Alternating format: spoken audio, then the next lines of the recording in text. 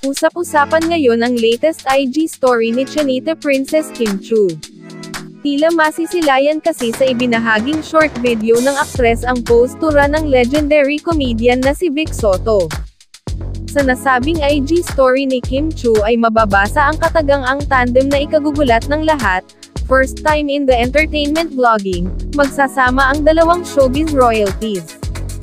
Samantala hindi na naging palaisipan kung sino ang tinutukoy na makakasama ni Kim Chiu sa vlog nito, dahil kung titignan mabuti, ay sponsored ng Lalamove ang kagayang proyekto ni Kim Chiu.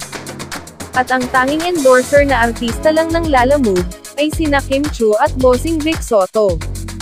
Sa katunayan kung panonoorin maigi ang nasabing IG story ni Kim Chiu ay makikita ang relo ni Bossing Vic Soto, maging ang hugis ng katawan ni Bossing, ay nasilip sa camera.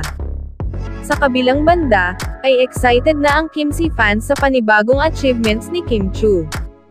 Anila ay kitang-kita naman sa reaksyon ng kanilang idolo, na isang karangalan dito ang makasama ang isang Vic Soto. Dagdag pa nila ay panibagong eksena na naman ang kanilang masisilayan, dahil magsasama ang dalawang host sa magkaribal na noontime show na It's Showtime, at 8. Samantala, isa si Kim Chiu sa mga host ng It's Showtime na napapanood na ngayon sa GTV.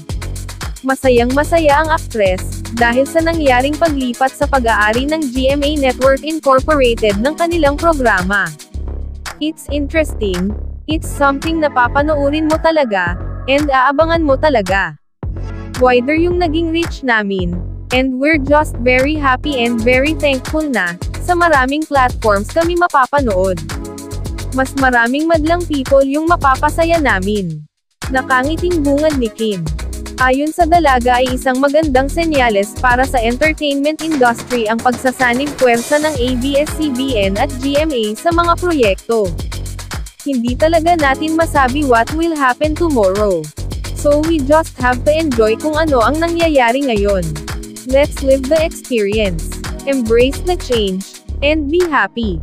Dagdag ng aktres. Umaasa si Kim na mas marami pang kapuso stars ang magiging panauhin sa kanilang noontime show.